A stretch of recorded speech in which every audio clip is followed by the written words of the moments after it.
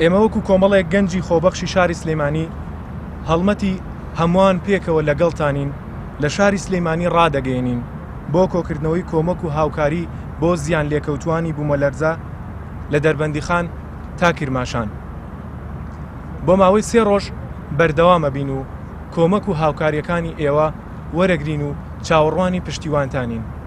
ئەو شتانەی کە ئێمە بڕیارە لێرە وەری بگرین، خێمە، بەتانی، پەتوو لەگەڵ شیر و دایبی منداڵان و هەر کەسێکیش ئەوێت بە مادی هاوکاری بکات ئەتوانێت بێت و بەشداری بکات تاکو پێکەوە هەمومان ئەم خەمە گەورەیە دابش بکەین لە نێوان خۆماندا.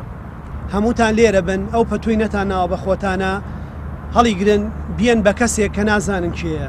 خۆشەویستی ئینسان ئەوەیە کە خزمەت بە کەسێ بکەی کە نایزانی کێیە، کە نایناسی کێیە، کە نازانی لەکوێیە. ئەمڕۆ مرۆڤایەتی پێویستی بە پشتیوانی هەمومانە.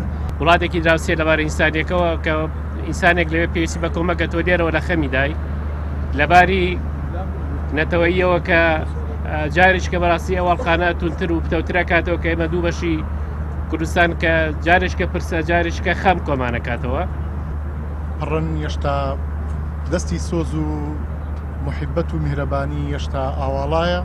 بۆیە من لێرە وتەکەم درێژ ناکەمەوە تەنها داوا لە هاوڵاتیانی شاری سلێمانی و کوردان بەگشتی یەکەم کە بەتەنگ خۆمانەوە بین چکاوی کە ڕوویەوە هەر خۆمانین و خۆشمان بەردەوام بەداخەوە لێ قەومانی یەک لە دوای یەک هەمیشە ڕوومان تێکە.